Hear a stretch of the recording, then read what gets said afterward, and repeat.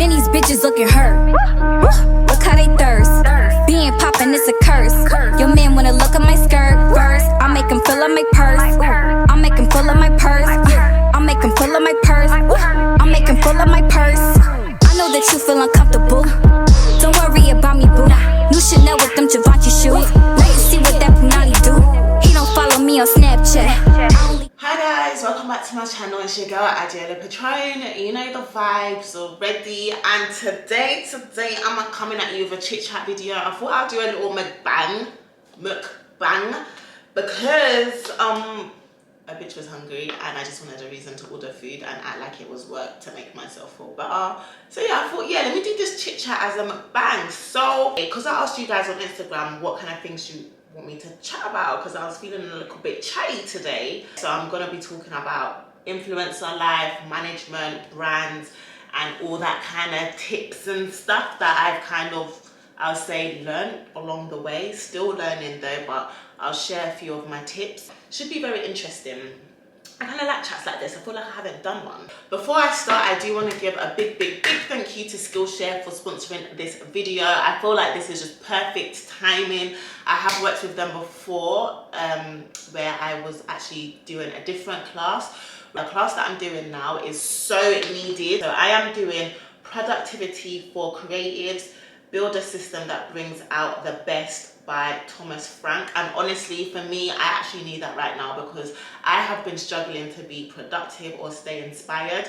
And with this class, it's so useful because it kind of like teaches you how to stay productive while still being a content creator, because I feel like sometimes when we're not feeling inspired, we feel like we can't work. But his class kind of like talks about mindset and all of that. It's just really good, and the classes are really short.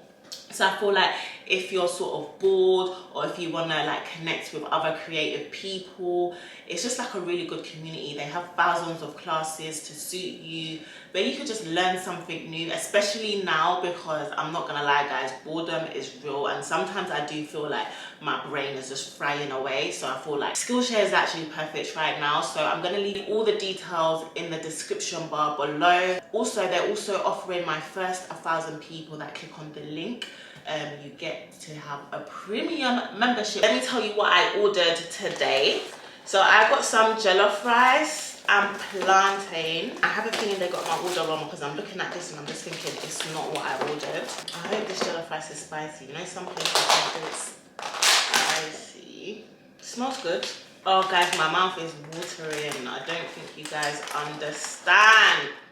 Oh, more plantain. I didn't know if the jollof rice was gonna come with plantain or not, so I just ordered more.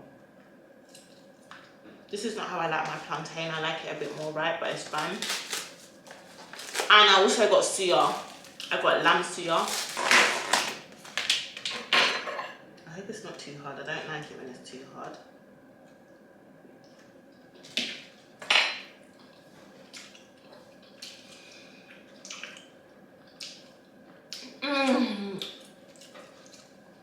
Tastes so freaking good. Oh, lamb suya. I love lamb suya. I just feel like it's the best meat for suya, because sometimes beef, it can be a bit too chewy. Oh, that's even spicy. I asked for jollof rice and chicken. To me, this doesn't look like jollof rice and chicken. Oh, they put one chicken and one cow foot. I don't eat cow foot, and I don't really want to eat that chicken because it's drowned in oil. And I don't like when the chicken's like that. I like it when it's just fried chicken. Do you know what I mean? Let me taste the jollof rice first.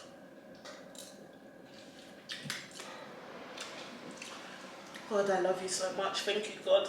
It bangs so much. Oh! I'm so happy. I'm so happy. It tastes so good.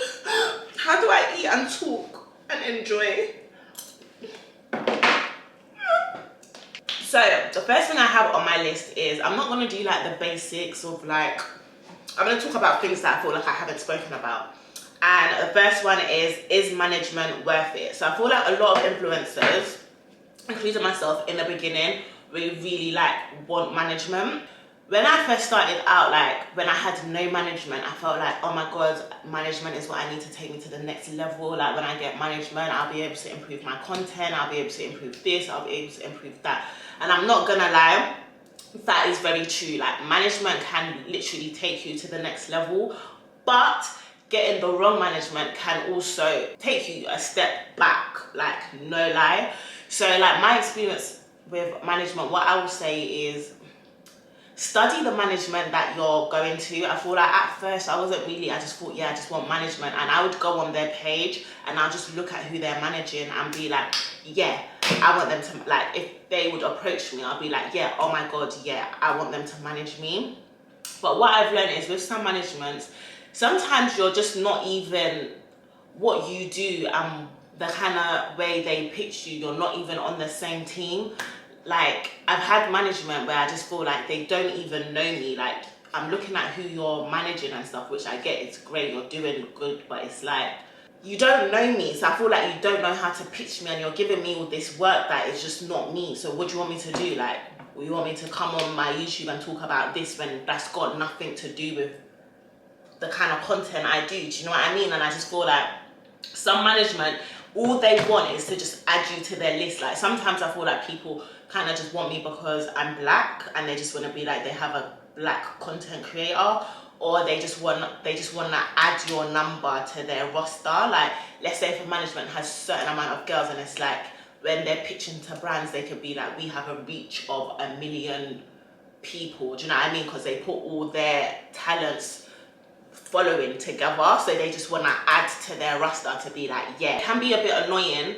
And I've also had management where I just feel like they don't even watch my stuff. Like you don't watch me to even know the kind of content I do. Like you don't watch my videos, you don't know what I like, you don't know my personality. Like yeah, so nah, like I'm not gonna lie, I haven't personally had, I'll say, exclusive management that I feel like is worth it.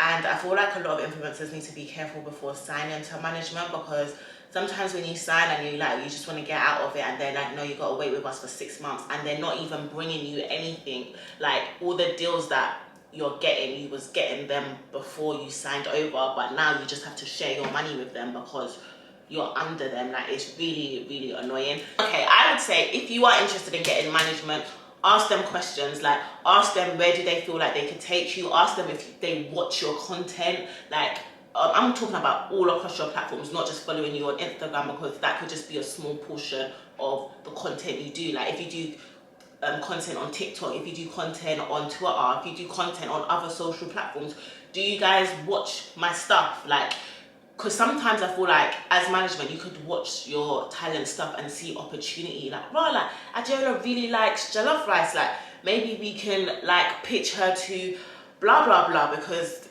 it will make sense. Do you know what I mean? But you're not seeing the opportunities there because you don't even watch my things. You get it? So yeah, ask them questions, I would say. Ask them the people that they manage as well. And sometimes, I'm not gonna lie, for me personally, if a management manages too many people, yeah, I don't really like that.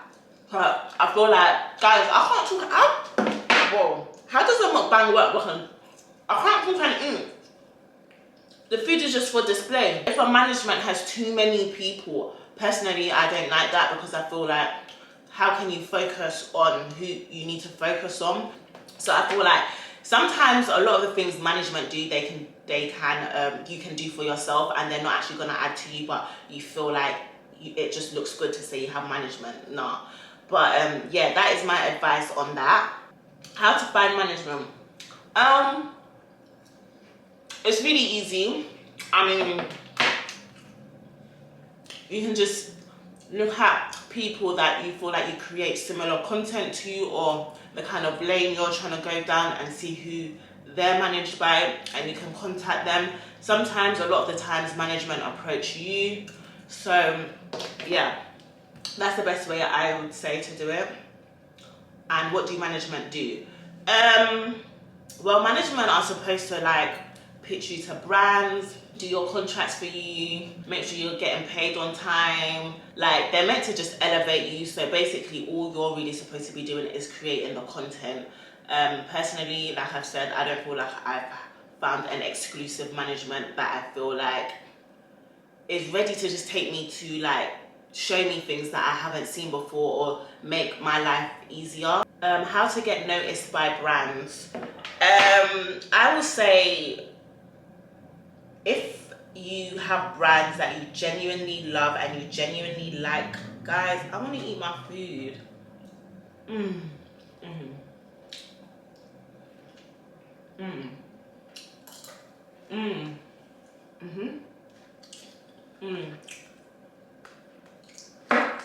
Yeah. Yeah.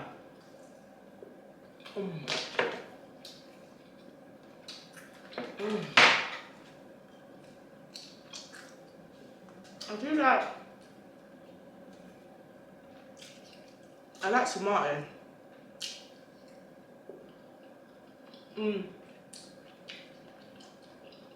I really like tomato.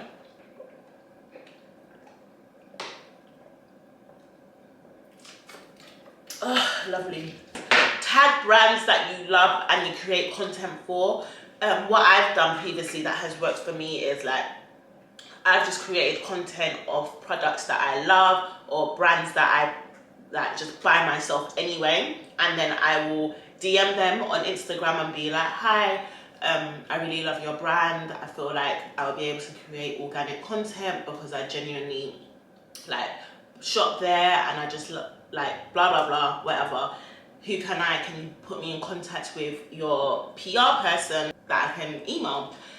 Sometimes they reply, sometimes they don't, but they will most likely reply, especially if like you do stories and like you're constantly adding them in like things that you do. So then once they give you the email, I will just email them. So in my email, I will introduce myself and be like, hi, I'm Adiola. I'm a UK-based content creator. I create content on YouTube, Instagram, put my links there. And then I'll also say that, like, keep it quite brief. I don't want to do anything too long. Like, yeah, I love the brand genuinely. I shop there, blah, blah, blah. And then I will also link, I'll be like, I've linked content that I've created before using your stuff. Obviously not stuff, but using your stuff. Link the stuff. That so they could just easily click it and see what I can do. And then yeah, like sometimes they'll come back to you and be like, oh yeah, blah, blah, blah. Sometimes they'll be like, oh no, we've currently handed out all our campaigns, we're only doing gifting right now. And I feel like with gifting you do have to be quite selective, I would say. I feel like before I used to take a lot of gifting, now I only take gifting like once or twice from a brand, and then I'll be like, okay, cool, I'll take gifting on this occasion, and then I will do something with the gifting and then go back to them and be like, thank you so much for sending me this is what I've done with it, I hope you love it. And then, you know, if you do like, you sign up to affiliate links, like there's reward style and stuff like that, you can track how many people click on your link or purchase your stuff through the content you've made. And then like you can add that as your little CV, like, oh, this is how many people clicked on the link, my audience is very engaged with this kind of content. So yeah, if you do have any future blah blah blah, I'd love for you to keep me in mind or whatever. Yeah, so that's worked for me a few times. And yeah, so, and then sometimes they like to be a bit cheeky. I've had brands reach out to me and say, oh, we just want to give you gifting, but I have friends that I know that you've paid, and I'm like, sorry, unfortunately I'm not accepting any gifted work right now, because sometimes the workload is a lot and they just want you to be doing gifting. Sorry hun, gifting doesn't pay the bills. But yeah, you just say it in a polite way, like, oh, unfortunately I'm not accepting any gifted work currently. So yeah, and if they want to work with you, they'll open the purse, bitch, open the purse. How much should you charge? I feel like this is a bit of a sticky one. Guys, I'm just gonna like eat my food after, because I feel like this food is not like food you can eat and talk. So how much should you charge? I feel like it's really hard to say how much you should charge, because it's just, you know what I mean? But how I charge is, Like, I'll ask my friends, oh my god, yeah, I just charge what I want to charge. Obviously, it's never like anything OTT that is like, okay, Adiola, you're moving mad. So I kind of like, before I give people a price, because sometimes people ask you your rates and it's like, well, my rates depends on the deliverables. Do you know what I mean? I can't just be like, oh yeah, I charge this. But then when I get the brief and the deliverables of what you want me to do this, you want me to do that, you want me to specifically do this, specifically do that, and it's like, whoa, if I knew all of this, I would have charged a lot more. So I always ask for the deliverables before I give my rates, like, what are you looking for? Like, what is it you want me to do? And then I'll give my rates, and I kind of like break it down. So so if it's like one feed post, a picture post, this is how much I charge. One reel, this is how much I charge. If you also want me to post it on my TikTok, this is how much I charge. If you also want me to post it here, this is how much I charge. And then I charge usage, like if you want to use my content like across, I don't know where you're going to put it, I'm also going to charge for that as well. So like I break it down to like have a total, so it's like they know where I got my number from. So it's not like, whoa, where did you pluck out this number from? But also talking to your friends that are also in the same industry as you. Literally, guys, I've had my friends here come over. This was even recently. Like, let me do you a little story time, yeah? This brand reached out to me. They was like, oh yeah, we want you to do blah, blah, blah, blah. And I was like, okay, cool. This is how much I charge. I thought what I charged was decent. I kind of wanted to go a bit higher, but I thought, nah, let me not do too much. You know when you're just thinking, let me not do too much, but I'll be happy with this amount. So then my friend came over, we're talking, and we always openly talk about brands and how much they're talking, like how much they're gonna pay us, because we always want to help each other out. And she was like, oh my gosh, yeah, imagine this brand reached out to me, they're gonna pay me blah blah blah. And I was like, what? Like, I had the same thing, but I said this, and honestly guys, the difference was a lot. Like, if the difference wasn't so much, I would have been like, oh yeah, like whatever, I would take the L, but it was literally like double. And I was like, wow, that's a bit painful, because then they clearly have more budget, and that's why they were so happy to just take my first offer. And I thought, nah, I don't know how I feel about this now. And obviously, like, it's a bit unprofessional to like go back and be like, actually, nah, I want a bit more. Do you know what I mean? But I'm not gonna lie, like, I done it. Like, I thought, F it. I was like, oh, I'm so sorry. I can't remember how I worded it, but I just was like, sorry, like, because they sent me, I can't remember how I done it, guys, but I basically was like to them, yeah, I'm happy to go ahead with this price actually, like, but obviously in a more professional way via email. And they was like, yeah, that's fine. Bitch, I doubled my whole price just because I spoke to my friend and I knew how much she had charged.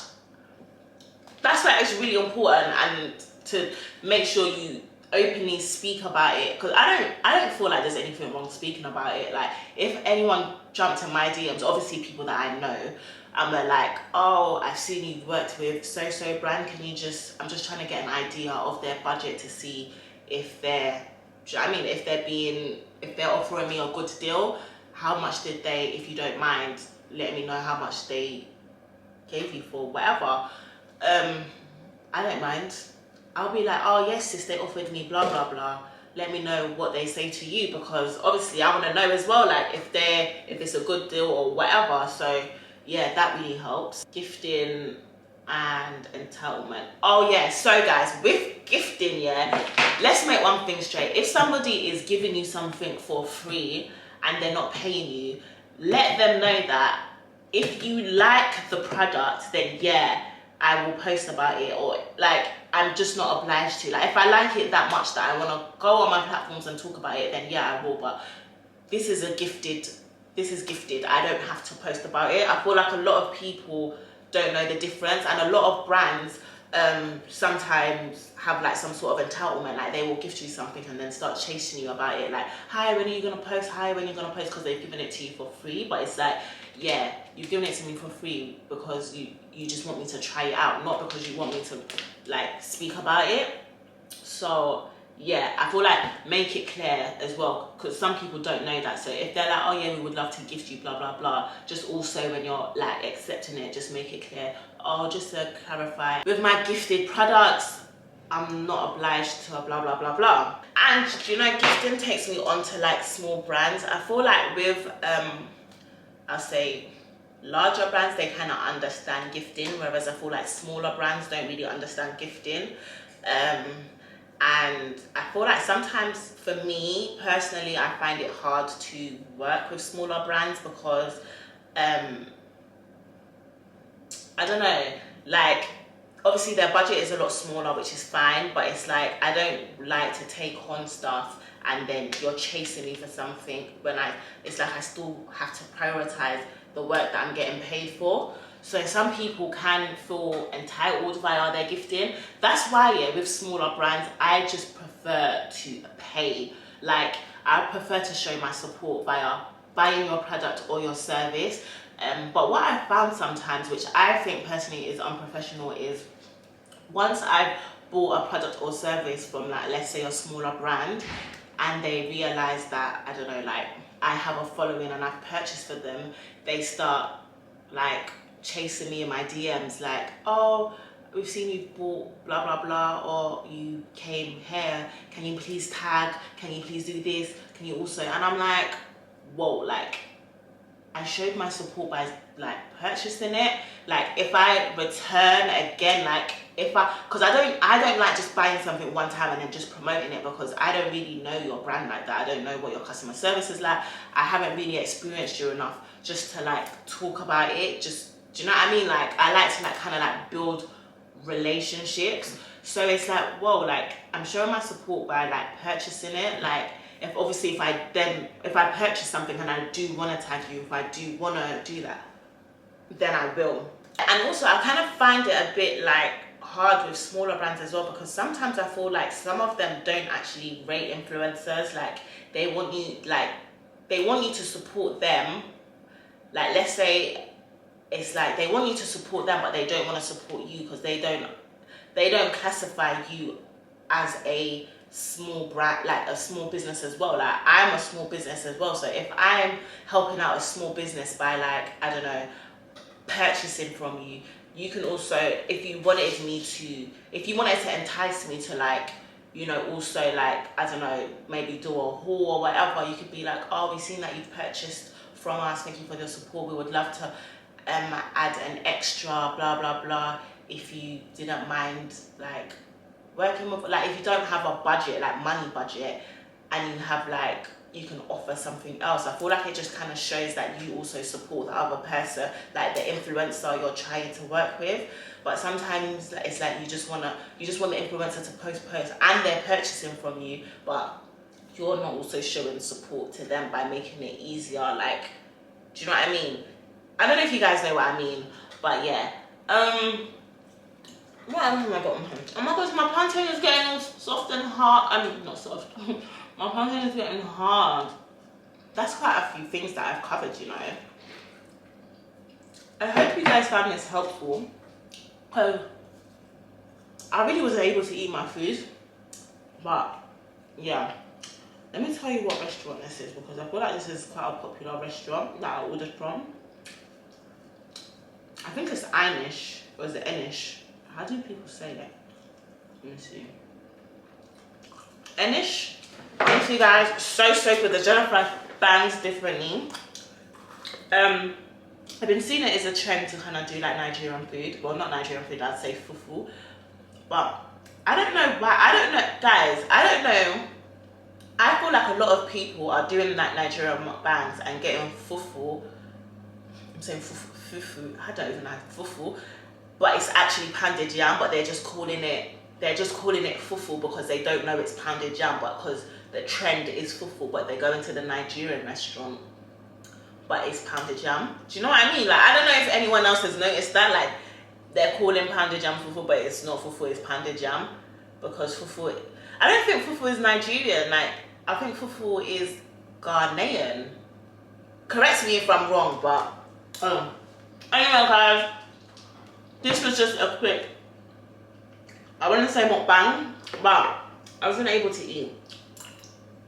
I really need to get right into it. But if you, how do you do mukbangs? So you actually can't especially if you're doing it by yourself.